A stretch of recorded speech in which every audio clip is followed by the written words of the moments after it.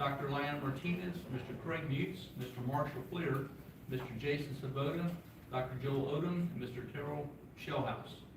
Furthermore, let the record show that this meeting has been duly posted in accordance with the Texas Opens Meeting Act. This is an open meeting, and we welcome members of the public to observe. Please note that the public comment should be reserved for the public comment portion of the agenda. We kindly ask that no comments or questions be made outside of that time. Should you have comments or questions, we welcome you to contact the administration directly, and thank you for your cooperation. Dr. Martinez will now lead us from prayer, followed by Mr. Sabota with the pledge. Heavenly Father, we come before you tonight with grateful hearts, thankful for the opportunity to serve our students, staff, and community. Guide our hearts and minds as we make decisions that impact the education and well-being of our children. May we lead with wisdom, integrity, and compassion, always keeping the best interests of our students at the center of our work. We lift up our teachers, administrators, and support staff who dedicate themselves each day to nurturing and inspiring young minds. Grant them strength, patience, and encouragement as they shape the future. We also pray for our students that they may grow in knowledge, kindness, and confidence, supported by a community that believes in their potential. As we begin this meeting, may our words and actions be guided by respect, humility, and a shared commitment to the success and well-being of our schools. Bless our work tonight and help us serve with wisdom and unity. In your name we pray. Amen. I pledge allegiance to the flag of the United States of America and to the republic for which it stands, one nation, under God, indivisible, with liberty and justice for all.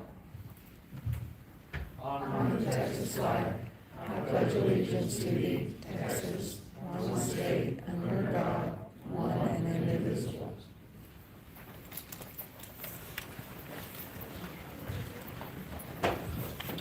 Dr. Odom will now recite our FISD vision and the mission statement, please. Our FISD vision and mission statement.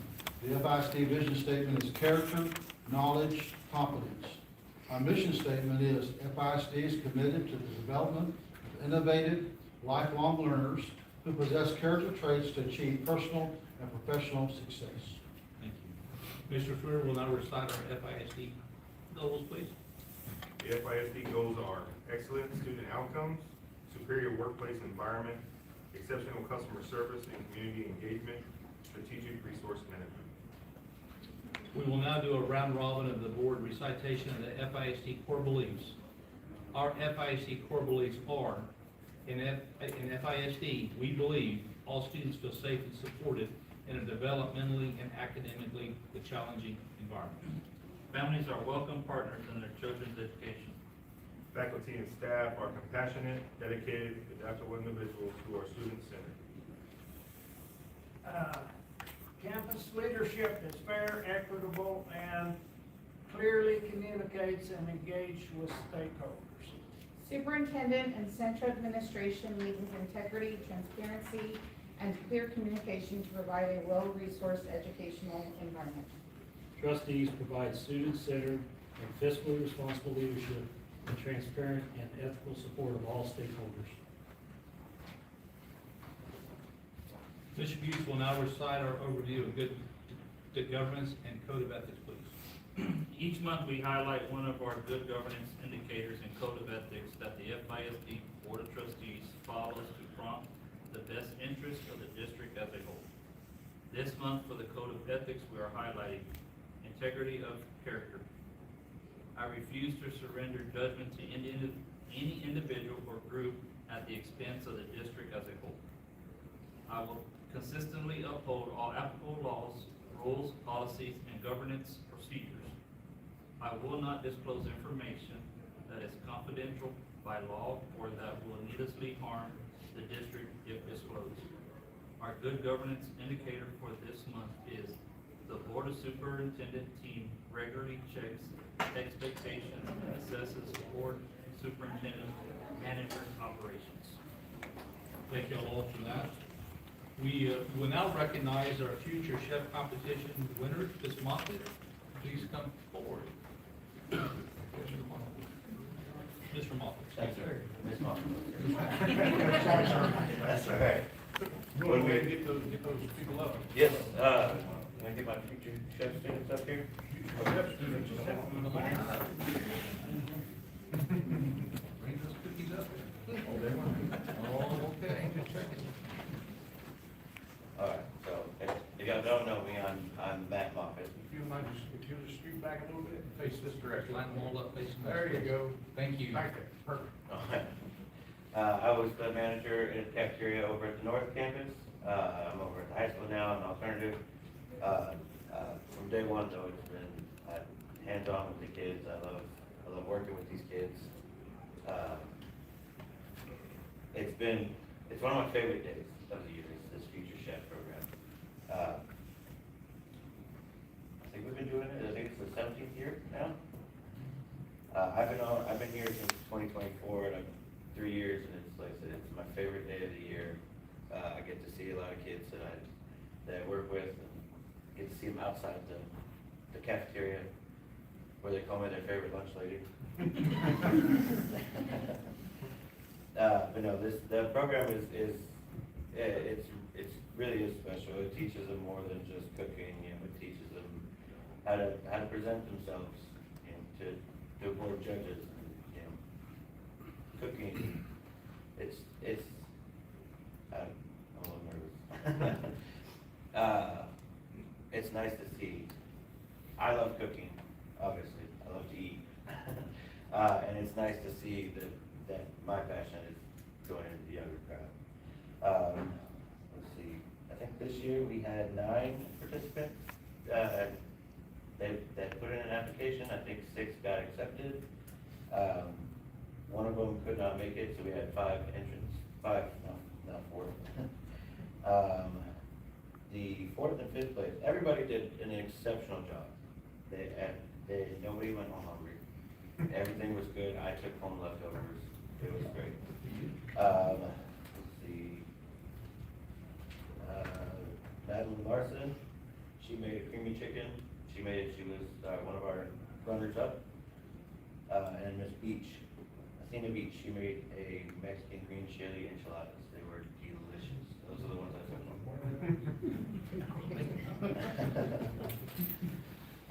3rd place, we had Jadis.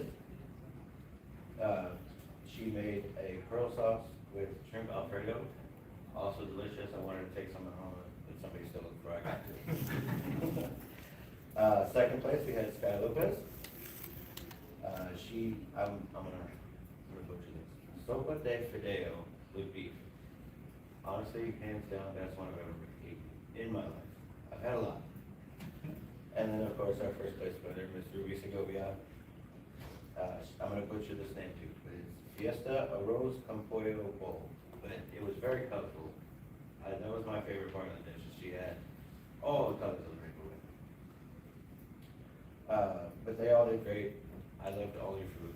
I would look forward to, well, if y'all are 5th grade, not. But if y'all are not 5th grade, I look forward to seeing y'all again next year. Everybody, give a round of applause.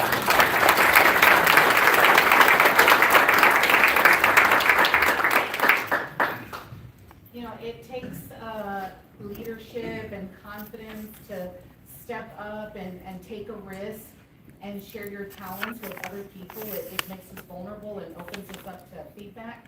Congratulations on your outstanding work. We really appreciate you coming forward and sharing your talents with us. It sounds really great. I'm sorry that I missed trying that.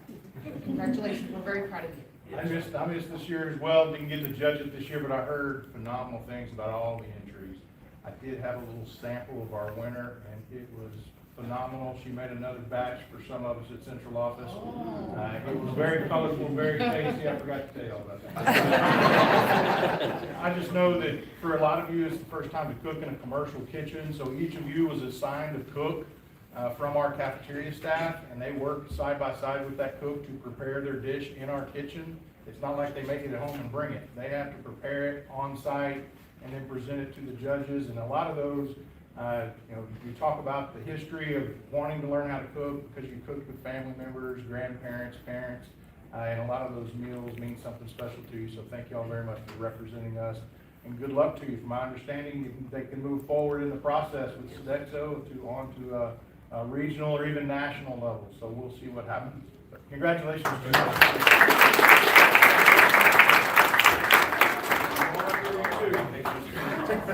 We're gonna take a picture real quick. Got one right there.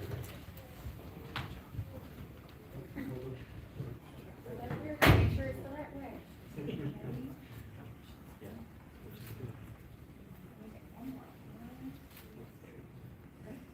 Parents, y'all come up and take a picture too. Hold on. Trying to get out of here.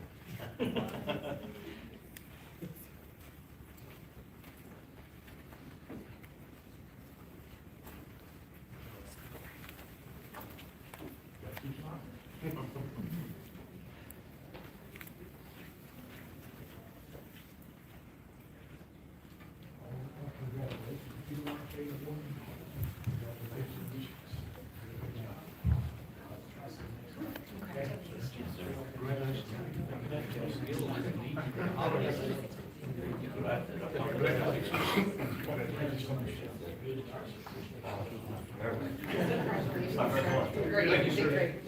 Great job. Yeah. Thank you. I fumbled there for a minute.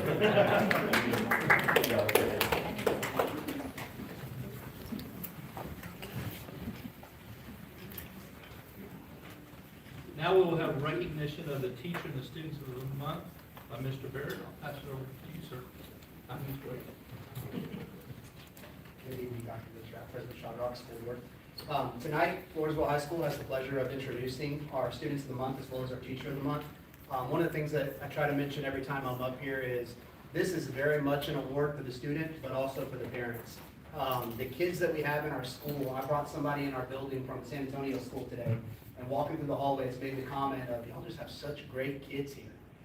Just every kid they saw in the hallway, how polite they were, how kind they were, how respectful they are. So to win Student of the Month in such a highly competitive school really speaks volume to these kids.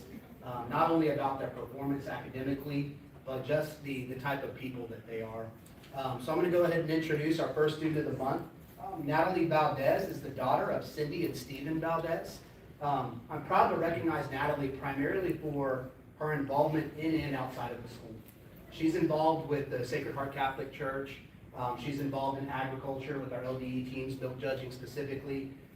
She's our number 3 for her class, graduating class, so excellent GPA. But the main thing with Natalie is just how kind and compassionate she is. Her friends talk about how she's always willing to help them out.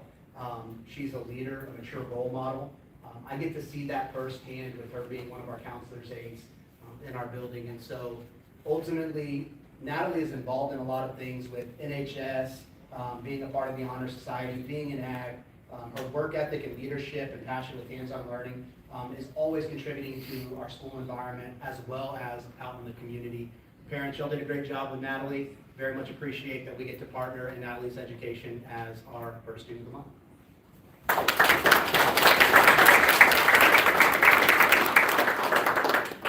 Our second Student of the Month, Nolan Garcia. One of the things that I can say about Nolan is his work ethic. I've seen it both on the football field and the classroom. I've seen him be a leader in the hallways. I've seen how he talks to his peers, how he talks to adults. Very respectful young man. I hope everyone's had a chance to engage and interact with him. I could say that him and I, we talked a little bit during the football season, and one of the things that he came to me about, which really spoke volumes to me about his leadership, was doing a last walk with his senior class across the football field. I don't know if y'all were able to attend that last game and witness that firsthand. But Nolan really kind of helped rally the kids up and get them to participate in that. And that leadership to me really spoke volumes about your character, who you are, and willing to come talk and try to get something in place that hopefully will be a long-standing tradition. Nolan, again, when he graduates, he wants to go and be in kinesiology. That's the same with this stuff that's here as well. Wants to go and study kinesiology. He wants to continue to pursue his passion, helping other athletes in some way, shape, or form in the medical field. Nolan as well, part of NHS. Again, his discipline, work ethic, those are the things that shine with Nolan that I know will lead to a successful future for him. Ms. Estrada, excellent job raising this young man.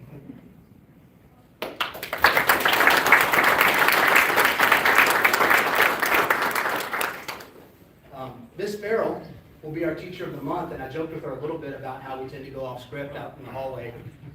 One of the things that I'm proud to say is we stole Miss Farrell from North Elementary, so very excited to get her to come over to the high school for us. Since she has been at the high school, she has hit the ground running. She shifted into teaching one of our English 1 classes, which is a STAR EOC class, and freshmen are difficult to deal with. Miss Farrell has really done a great job building relationships with those kids. You walk into those classrooms and it's evident. I talked to her husband a little bit and just thanked him as well. Miss Farrell is one of those teachers who puts in additional hours outside of the school day. She's there sometimes 6 o'clock, 6:30 at night, and she's got kids of her own as well who are participating in extracurricular activities. That's one thing that Miss Farrell really demonstrated to her colleagues, and that's the first thing they mentioned was her work ethic and her willingness to come in and help and assist with them, which I hope y'all see as a common trend. These kids and these teachers up here have excellent work ethic and they show it daily. I see her leaving typically around 6:30, 7 o'clock. This is not a 9-to-5 job when you're doing it right, and Miss Farrell definitely puts in her time. Beyond the classroom, she's always there with a positive attitude, always willing to jump in wherever she's needed. Colleagues appreciate your openness, work ethic, and just your work ethic and your steady focus on doing what's best for kids. Transitioning can be tough, moving from the elementary up to the high school, but I want you to know we've all seen you just flourish in this role. We're very appreciative to have you on campus. Thank you, Ms. Smith.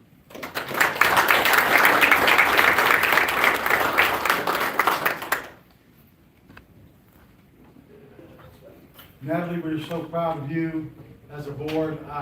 Your kindness and compassion, I caught that.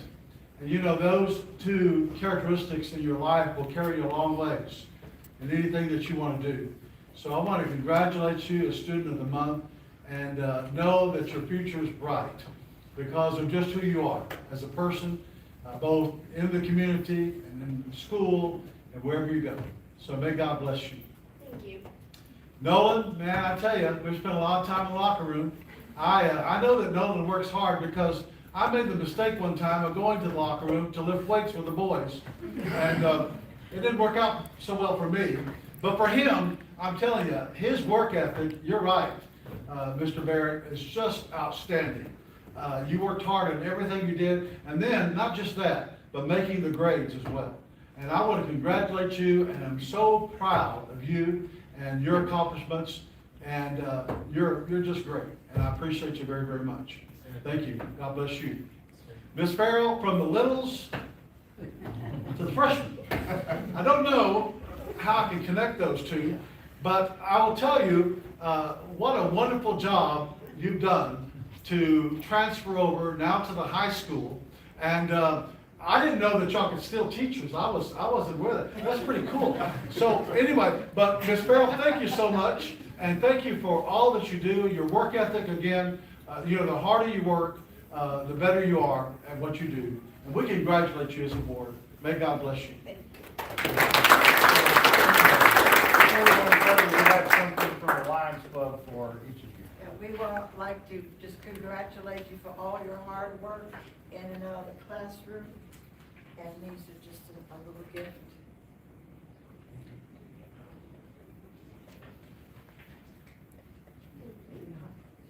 And ready for congratulations. Thank you, Ms. Reed. Thanks to the Lions Club for supporting our students of the month. We're going to go ahead and take a picture. If you want to come on up.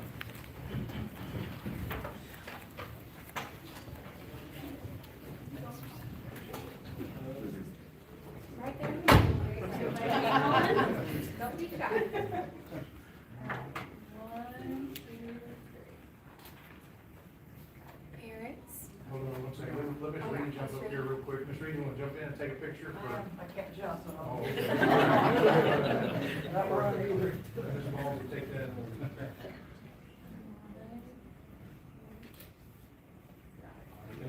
All right, now parents.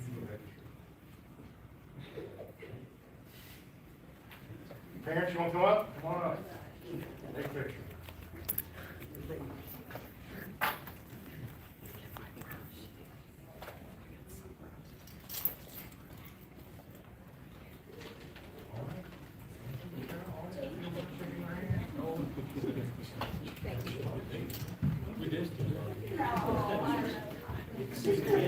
I know, not very long from now.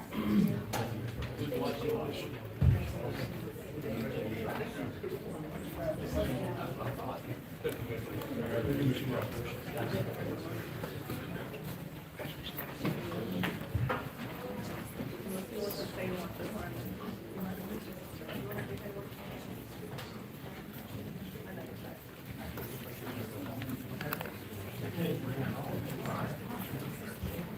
now we will recognize the boys and the girls. I appreciate the opportunity to recognize our student athletes today. Today we have our boys and girls state powerlifting team here. These individuals qualified for state, and I'm really proud of them. We're going to start with our boys. We also have Kendra here, who's academic all-state as well. So really honored to be able to recognize their achievements this year. Coach Ramos, want him to introduce the boys. Good evening. All right, thank you for having us here to recognize the hard work and accomplishments of these young men and ladies. And to start by recapping our boys season this year, we were able to host 4 home meets and allowed us to have a full set of all our lifters in compete all those meets.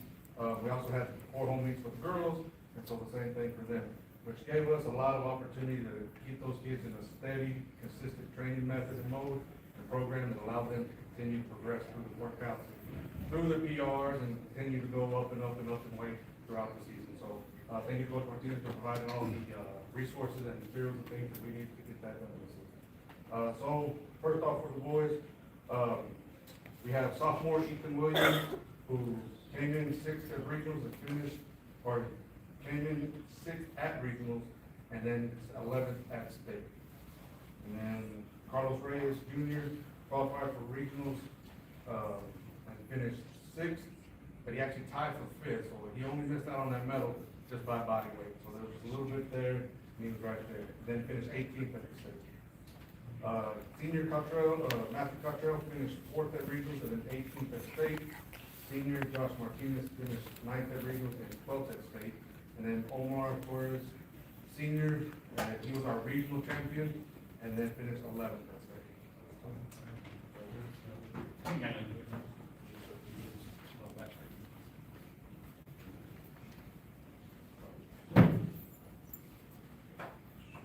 guys shuffle down with the girls and go.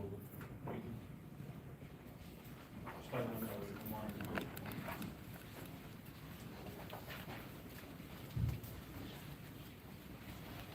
Good evening again, thank you all for having us.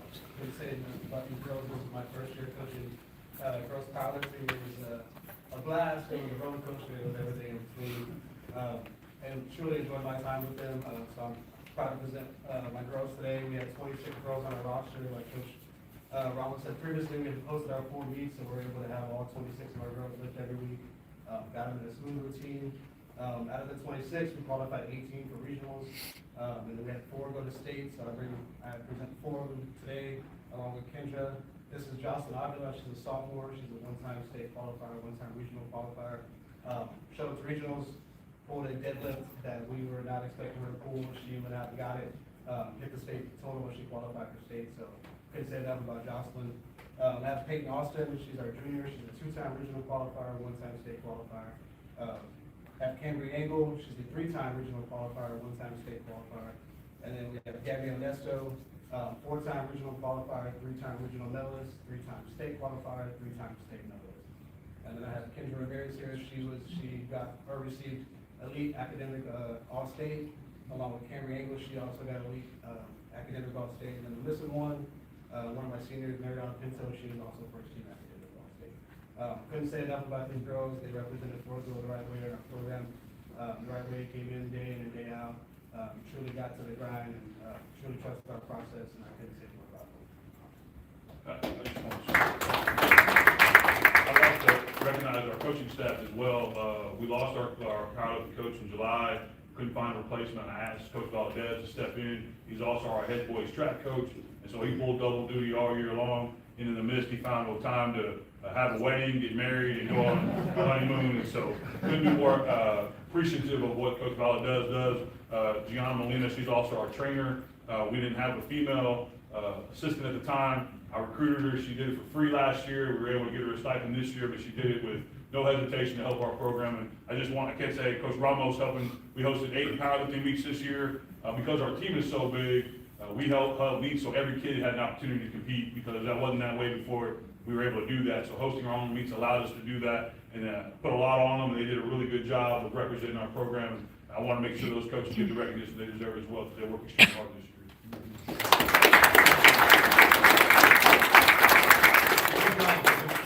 Martinez, I really appreciate you mentioning that comment.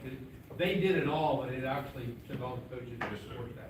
So for all y'all, it's a very unique sport. I mean, it's physical sport. It's physical, but the physical is you. You got to compete. And so you push yourself all week. You push yourself in the weight room. But ultimately, when you sit down, you lay down to lift that weight. It's mental. You got to prepare yourself mentally. So I congratulate you all for doing that.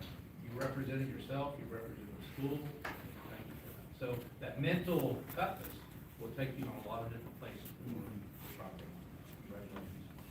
Congratulations.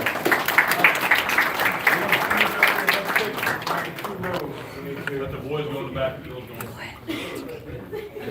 don't know if you get the edge, you know.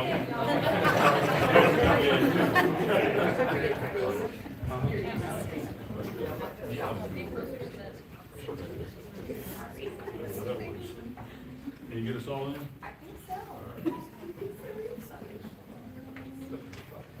Good. Let me make one more just in case. 1, 2, 3. All right, hold your spot. 1, 2. Parents, come on up, take a picture.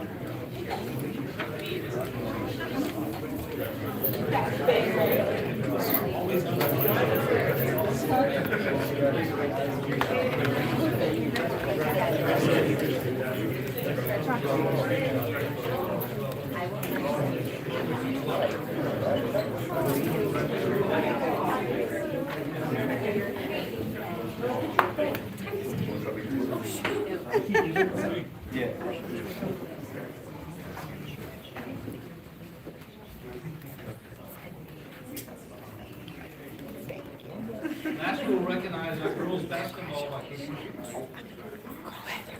Coach Leonard come up with our senior, Alyssa. Good start. I'm honored to introduce Alyssa. One of the things I'll say, obviously, her academic achievement today, recognized for at All State. But what I'm most proud of is watching Alyssa's leadership this year. Our girls basketball program went through a lot of ups and downs with injuries, and she was the constant for the team. And I couldn't be more proud to watch her how she represented our program and our community, and to put the team on her back, and really did a great job this year. I'll turn it over to Coach Leonard to speak on her behalf, because I know he's got a lot to say. Hopefully, I won't be too long.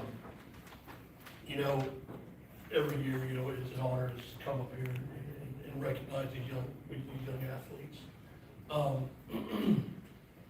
We're really blessed and fortunate when we have the opportunity to stay in a school long enough to see kids from freshman through senior, see them grow up.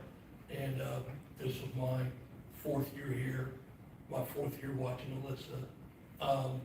And it's such an honor to have been able to be here when she walked in, and now watching her go out, getting ready to go to Texas Tech, major in occupational therapy, and all of that is basically because she took care of her business in the classroom.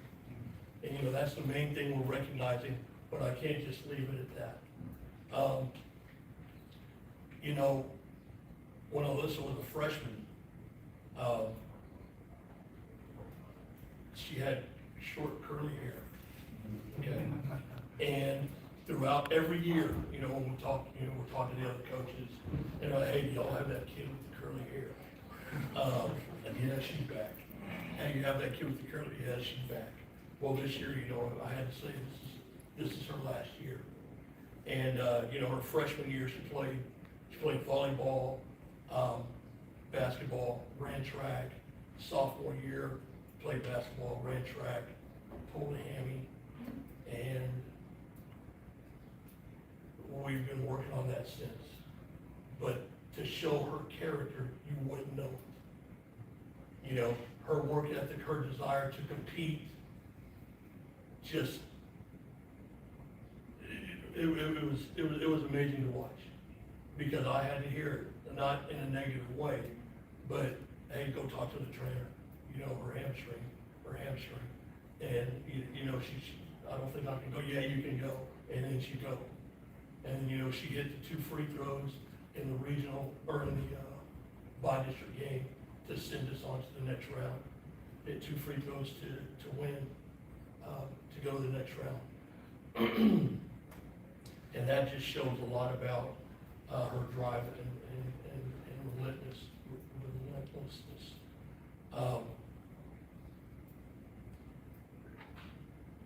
Mr. and Mrs. Eladio, thank you. It's no wonder she is how she is. I remember when I moved here, moved in our house, and I needed help with my Rottweiler's cage. And it was about 10 o'clock at night, and I asked Mr. Eladio, who lives right around the corner from me, and he came over, no hesitation, and helped me do that. And then Ms. Eladio has been over backwards since I've been in special education. Anything I've needed, she's been over backwards to help. And that has just rubbed off on Alyssa. She's always the first one wanting to help somebody. She really, you know, Coach talked about her leadership.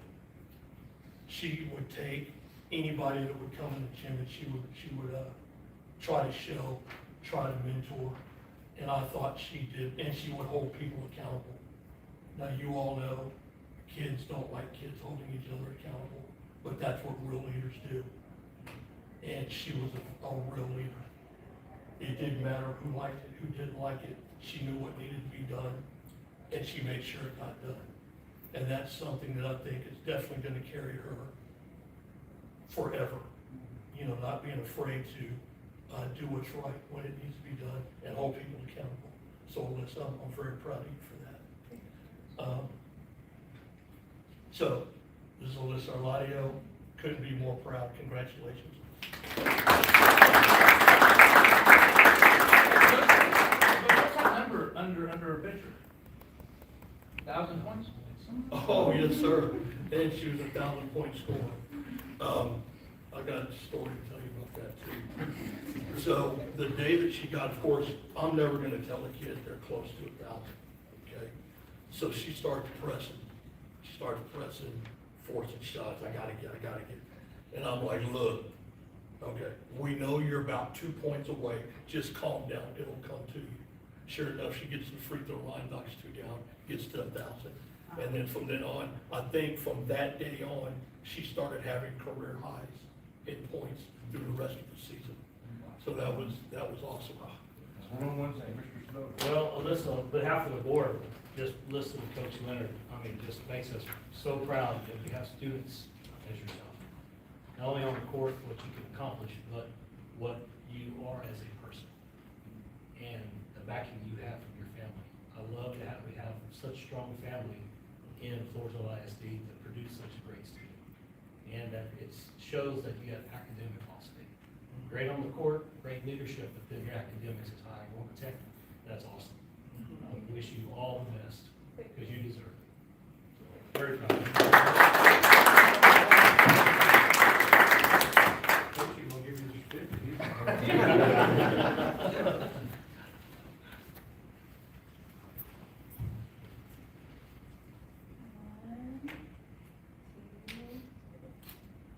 One more. Got it. 1, 2, 3. All right, Mom, hold on. Thank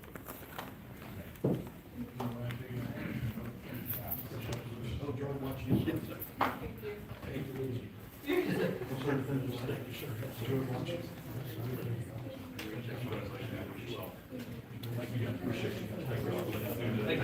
Who is that? Great story, sir. Thank you.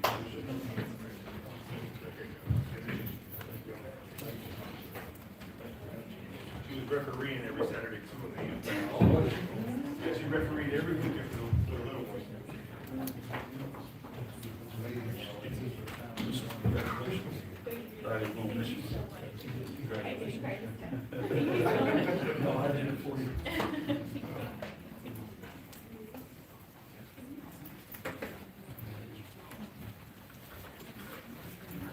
All right, Ms. Petrie, I have your one, the public comment, is that correct?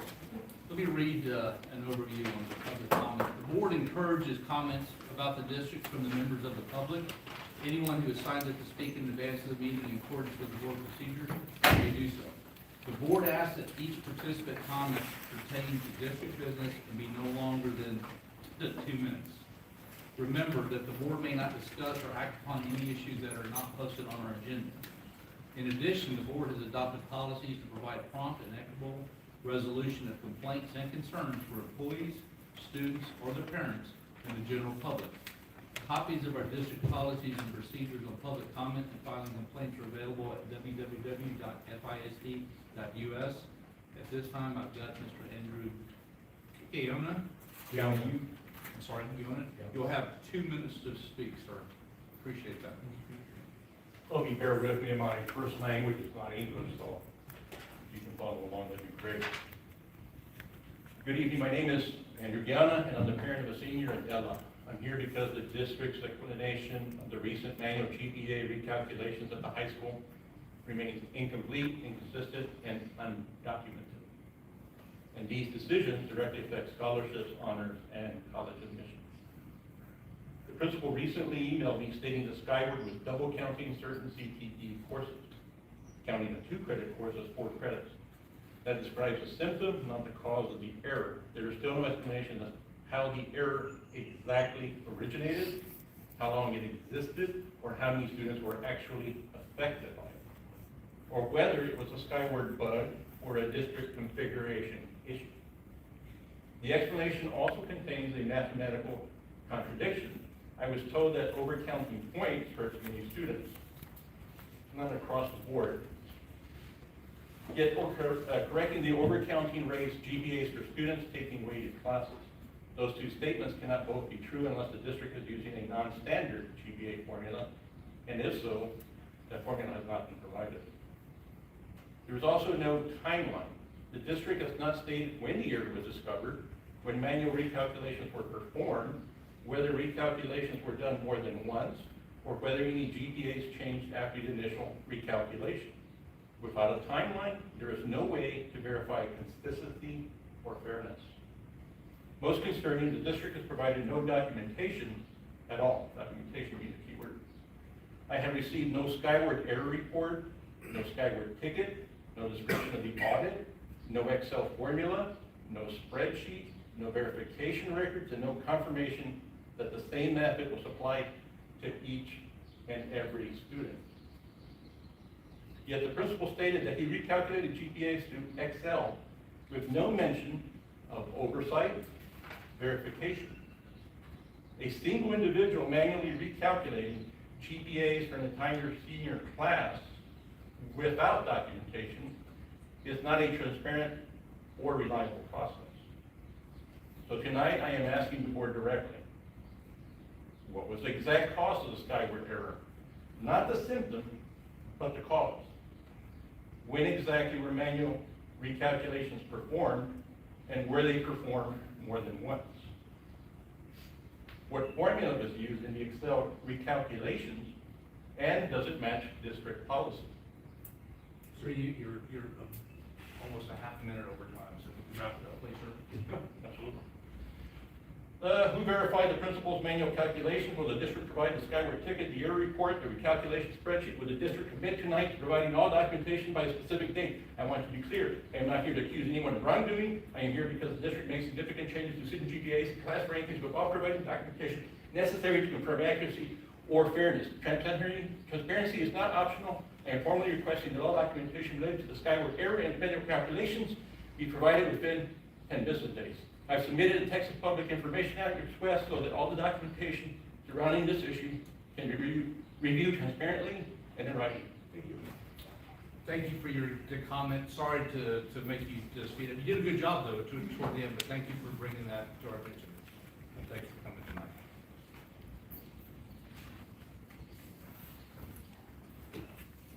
We will now have the superintendent report by Dr. Gilstrap. Yes, board members, including your package superintendent report. This week, we have started our STAR EOC testing. It will run from this week through early May.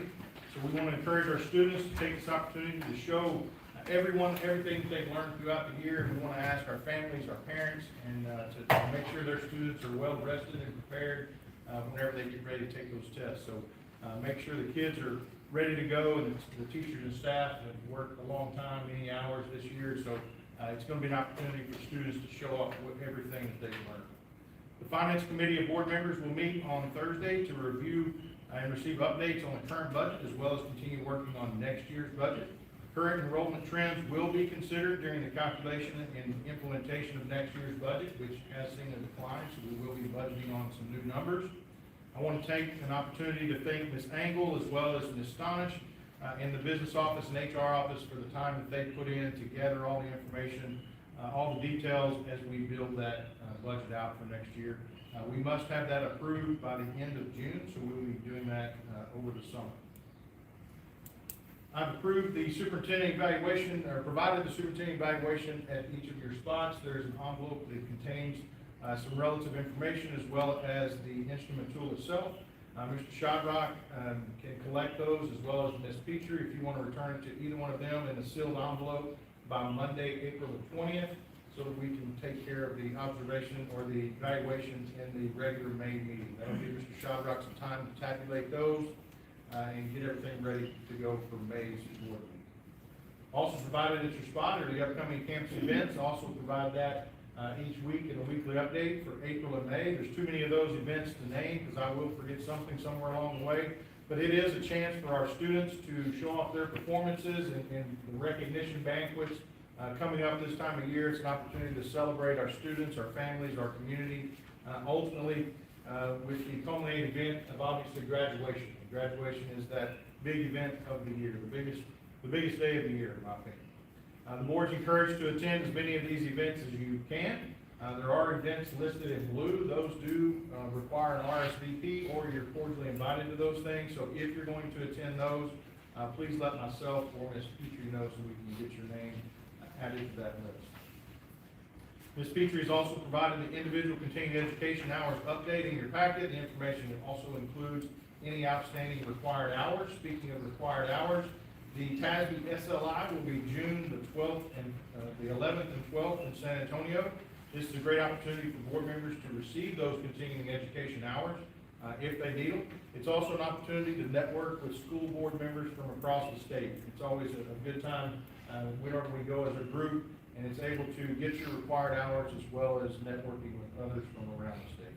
So if you're able to attend, please let Ms. Petrie know so that she can get everybody signed up whenever that registration opens.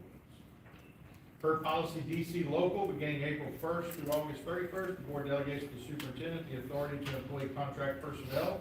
An employment update has been included in the superintendent report to keep the board informed. This month's update includes recommendations from principals for returning teacher contracts. In the coming days, probably early next week, these individuals will begin receiving their contracts for the next school year. Again, no board action is required for this, since the superintendent can provide these contracts. Please let me know if there are any concerns. Listed below are the enrollment counts and attendance through last Thursday, April 30th. You can see our enrollment was at 3880. We've gone up just a little bit. In our attendance, as expected, once we start the 4-day weeks, we see our attendance start to tick up. So that is starting to trend upward as well. Hopefully that continues for the remainder of the year. Again, board members, there are a lot of events taking place, so please reference the event sheet that's been provided. And let me know if you have any questions. Thank you, Dr. Gilstrap. Next on the agenda is item number 5, action items, the consent agenda by Dr. Gilstrap. Yes, board members, let me get over there to it. Consent agenda contains the typical items as well as board minutes from the previous 2 meetings, actually, from February as well as March. Our financial reports are also provided. The renewal for the membership with Walsh Gallegos is our retainer as an attorney, so every district in the state of Texas is required by law to have an attorney on retainer. We choose Walsh Gallegos, and so it is a recommendation to continue using them as a retainer. Also, we have the approval of an out-of-state trip. This is the Taffy group that we recognized last week. They'll be competing at Nationals, which is in Oregon this year, in Portland. So they'll be going to Portland over the summer for competition at the national level. If there's not any questions, the administration recommends the board approve the consent agenda as presented. I move to accept the administration's recommendation. I'll second. We have a motion by Mr. Mutes and a second by Mr. Flitter. Any further discussion on the motion? Those in favor, show your hands. Favor? 7-0. Thank you, board member. Thank you all. Next on the agenda, we'll now consider approval of the 2026-2027 FISD school calendar. Ms. Brooks. Good evening, President Shadrach, Dr. Gilstrap, and Board of Trustees. Included in the board packet are the proposed 2026-2027 district school calendars. As part of our annual calendar planning process, the district reviewed draft options for the 26-27 school year. In February, the school board adopted the following parameters to guide this work: 165 instructional days, 470-minute instructional days, and a school year ending on or before May 27th.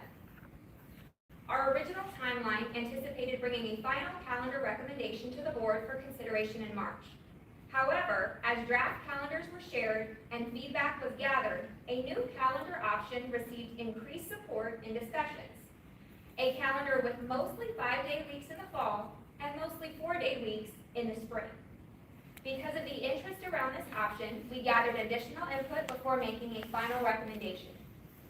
All district employees and parents had the opportunity to indicate their preferred calendar through an online survey. Calendar 1 was similar to this year.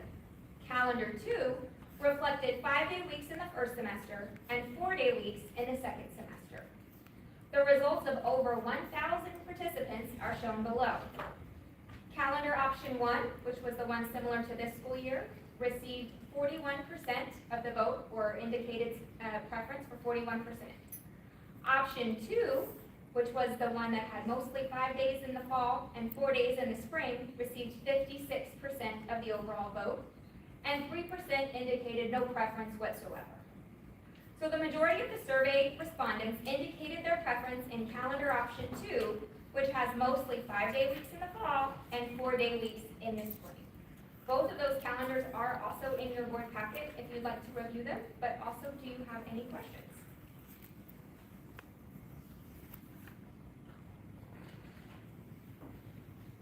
Been a long process, thank you very much. It has been a very long process, yes. Hearing no questions, administration recommends the board approve the FISD 2026-2027 school calendar as recommended by the staff and parents and presented by administration. Mr. President, I'm going to make a motion to accept the administration's recommendation for the 26-27 calendar.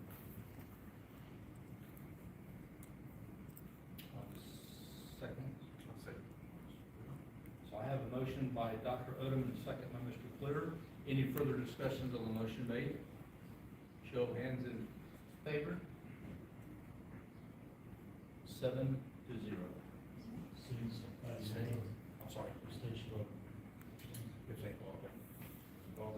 I'm sorry. I'll restate that. We have 6 in favor and 1 abstain. Not see that. My attention. All right. Now we will consider approval of the instructional materials allotment and the TEACS certification by Ms. Brooks. The instructional materials allotment and TEAC certification form is required annually by the Texas Education Agency.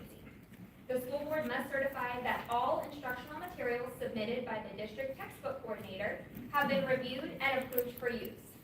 Additionally, the board affirms that the instructional materials allotment funds will only be used for expenses permitted by law.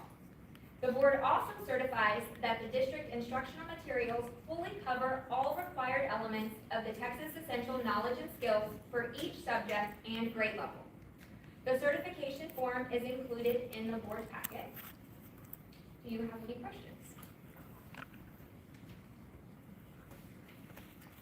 Hearing no questions, administration recommends the board approve the instructional materials allotment antique certification as presented and required by the Texas Education Agency.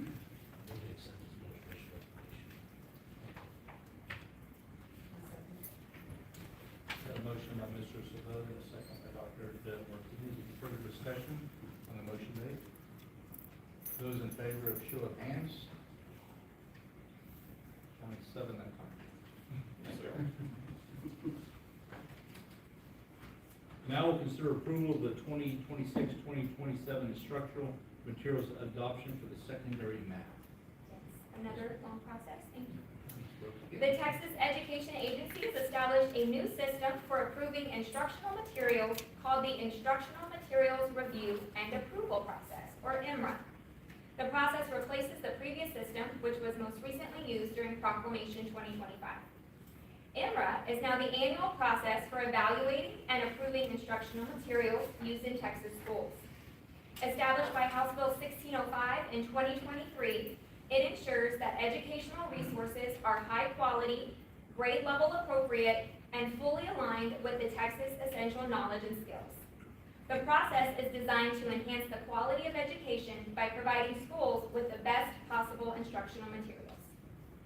The Floresville ISD Instructional Material Review and Adoption Committee reviewed several publishers for adoption for secondary math. After the review, they selected McGraw-Hill. The publisher recommended for adoption by administration and the committee members who recommended it are included in the board packet. Do you have any questions? Who all was on that committee? The list is in the board packet. Secondary math teachers and members of administration we attended a review day at Region 20 and saw a variety of publishers. Teachers then selected their top 2 or 3, and we invited those publishers to come and present to the entire math departments. And after all of those presentations, the choice was very clear, the McGraw-Hill, which will take a 6 through 12 math curriculum, and everyone will be aligned on the same curriculum for the first time. Good. Because I know the math is always one of those areas we're normally trying to improve those scores year over year. We are very excited to get this adopted and get it in place in the fall. Administration recommends the board approve the secondary math instructional materials for 2026-27 as presented. I move to accept administration's recommendation. I'll second that. We have a motion by Mr. Luke, and a second by Mr. Sabota. Any further discussions on the motion that's made? Show of hands in favor. 7 again. Thank you all. Thank you very much. Now we'll consider the approval of resolution of Senate Bill 546 regarding the 3-point seatbelts on buses by Mr. Schroll. Sir.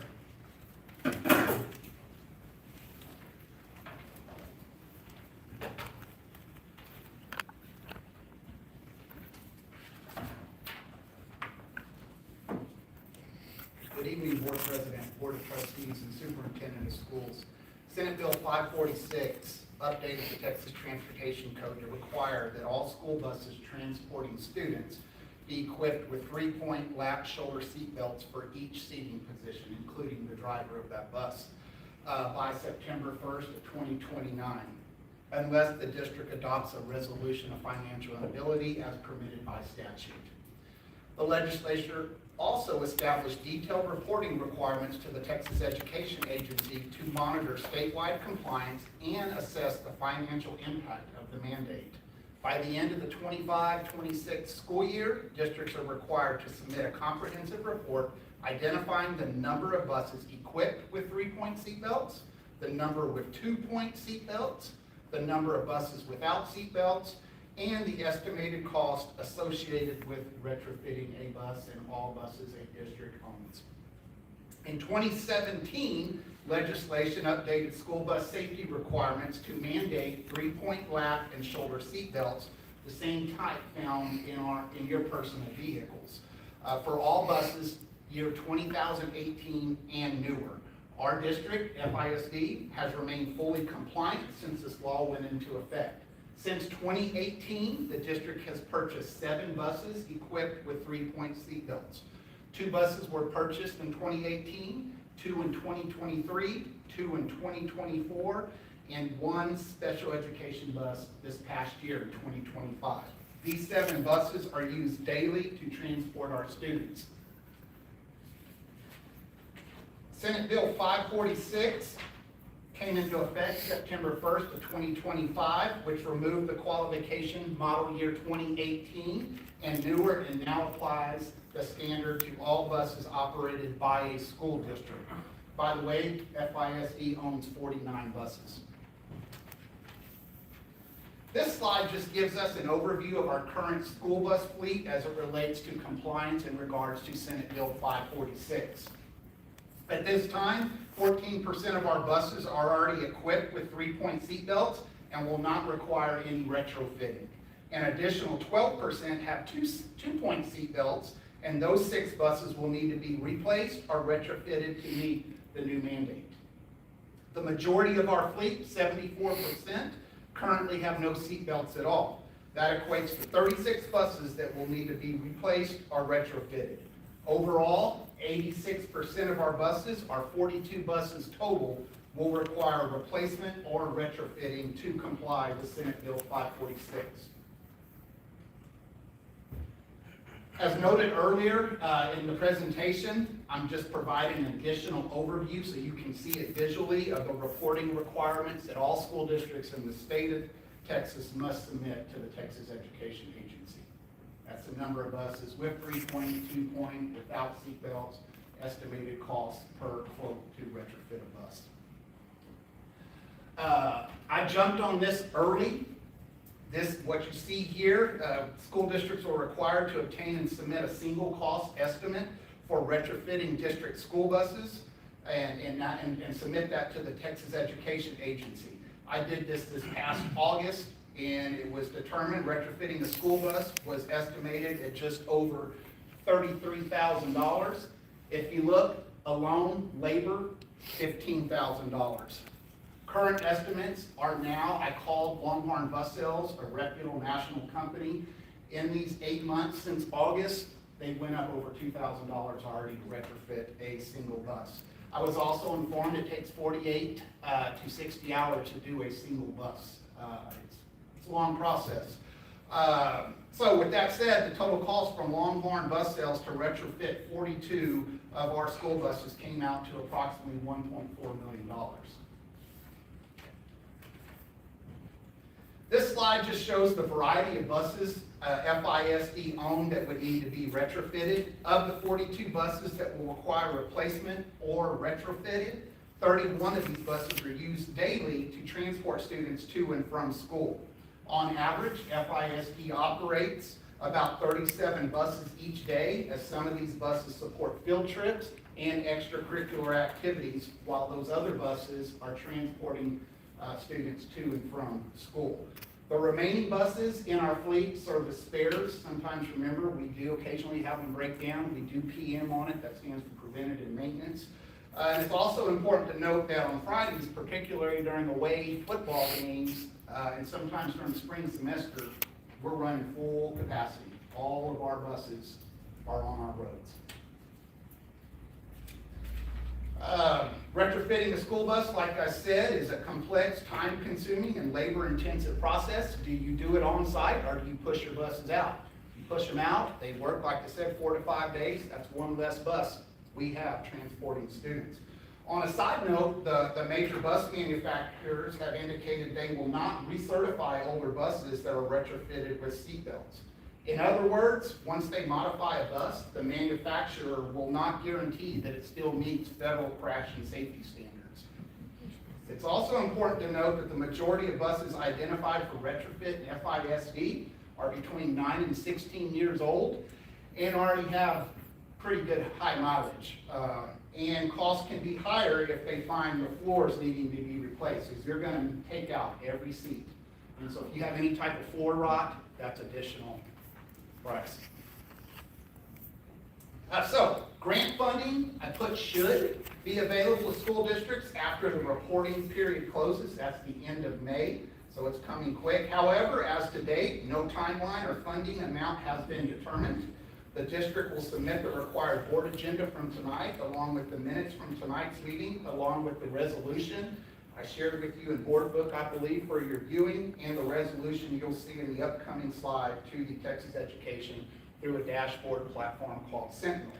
Administration will continue monitoring TEA guidance for looking for more direction and potential grant opportunities. So this is kind of what I'm going to be talking about, those numbers down there. This is an excerpt from the proposed resolution that I also just told you I shared with you in board book.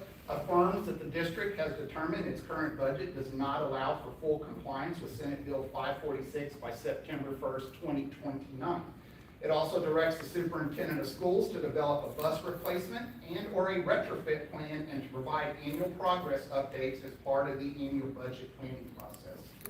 Again, I would like to reiterate that the state has indicated that grant funding should be available to help support compliance, but as of now, no specific funding, amounts, or timelines have been provided to date.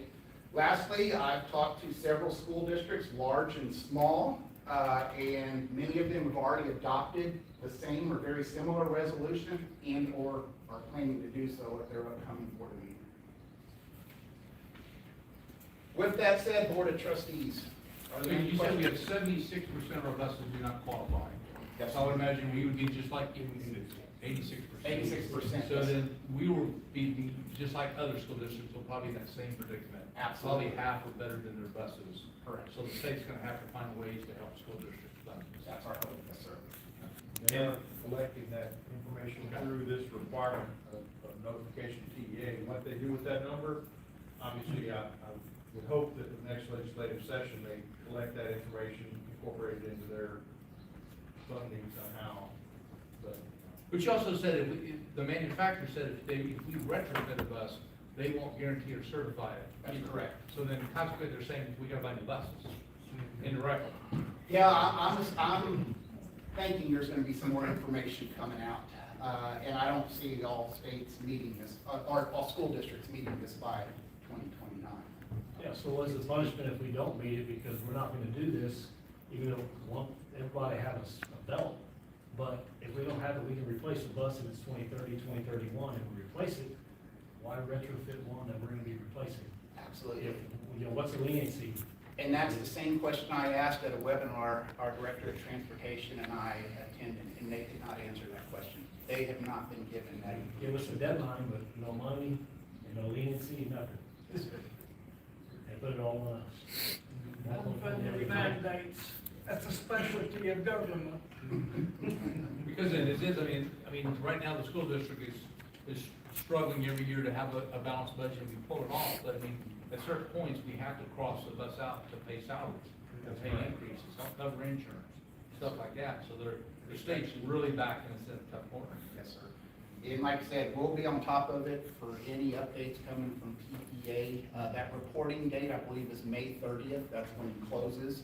And so I expect June, July, prior to the start of the upcoming school year, there'll be some more information with Dr. Kostrak and myself that we'll share with y'all. Yeah, even new buses coming out, what are they running out that are equipped with? I got two of them today, a 54-passenger special education bus was 153 and some change, and a 77-passenger bus.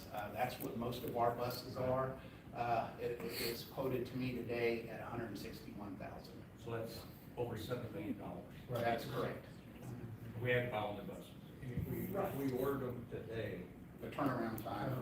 we get that many bucks. And of course, we're just one school district across the state of Texas. Little fish in a big pond. So I don't know what the grant options will be, will it be a competitive grant process to where we're having to really write those grants and be competitive with everybody else in the state? Or is it gonna be more of an allocation grant process where each school district based on ADA gets a certain number of allocation of funds? It all remains to be seen. More to come. Yeah, we can take the buses, our oldest ones, those years, get rid of those and just start out. Don't make us do it in 3 years, do it in 7 years, and we'll just replace the buses if we can. We'll plan strategically once we know what's gonna be allocated or if we give any grant money to services. Does everybody, all public schools, private schools have to do this too? I believe they do, is that correct, Raymond? Yes, they do too. Any Good charter, question. any charter schools, any private amenities, public amenities, if it transports a student in the state of Texas, it's So, required. but that is public and private. It's across the board. And that includes, I don't know if you saw it real closely, but our CTE van, that has to be equipped too. So we checked, that was a question I specifically asked to Region 20, who put on a presentation on this so far. Any further questions, board? If there are no further questions, administration recommends that the Board of Trustees approve the resolution as I move presented. to accept the administration's recommendation. Also, We have a motion by Mr. Shellhouse and a second by Mr. Sabota. Any further discussion on the motion that's been made? I just want to be clear on what the resolution is, what specifically it is that we're approving.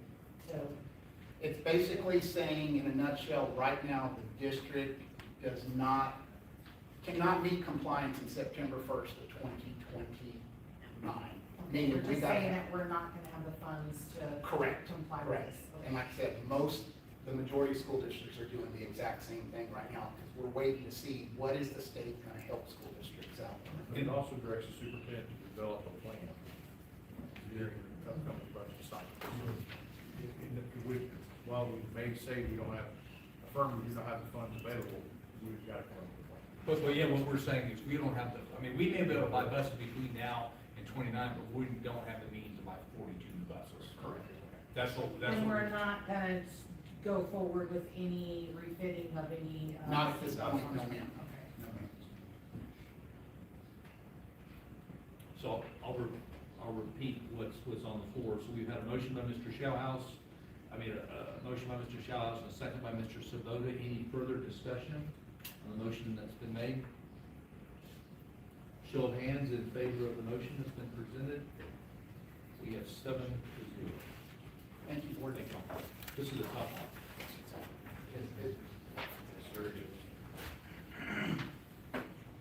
Last, we will consider the approval of the purchase exceeding $50,000 for the student research Save the best for last, right? technology.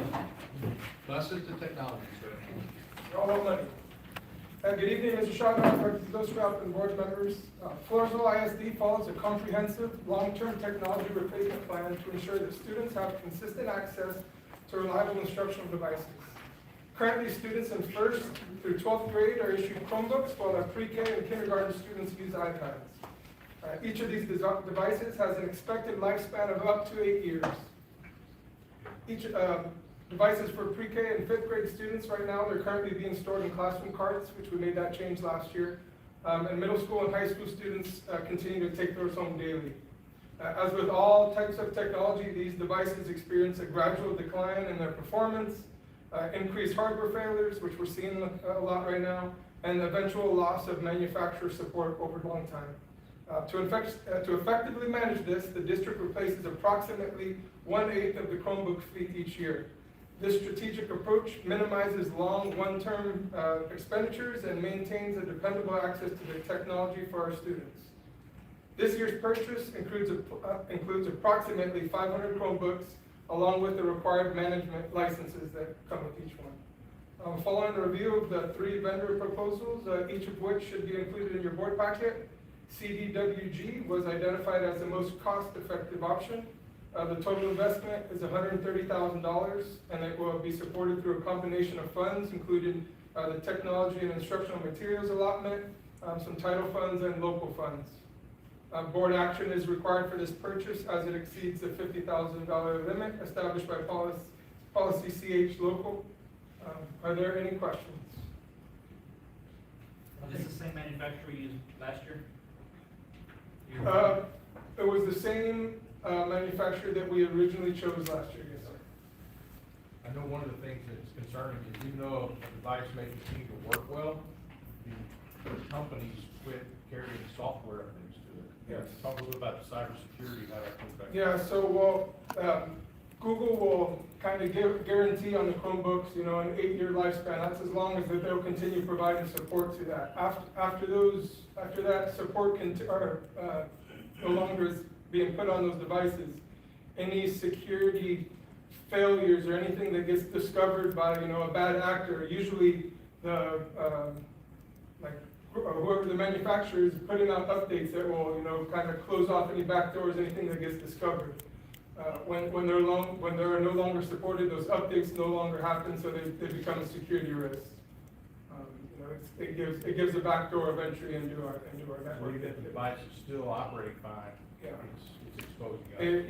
Yes, even if it still is working, you know, working fine, you know, it happens a lot on cell phones as well, you know, it might look like it's working fine, but once it stops getting security updates, it becomes a security concern. Any further questions, any other discussion? All right, if there are no more questions, administration recommends the board approve the student device purchase as presented. I'll move this second, the administration's recommendation. Motion by Mr. Muse and a second by Dr. DeMartini. Any further discussion on the motion that's been made? Show of hands in favor. 7-0. Thank you, board. That cybersecurity is not to be taken lightly, sir. There's a local school district not too far from here that shut them down for me. Everything.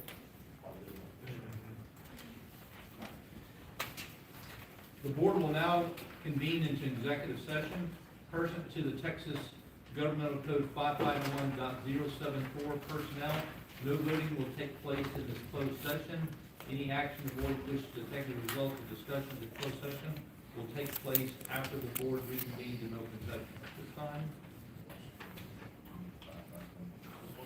we will also convene pursuant to 551.072 deliberation regarding real property.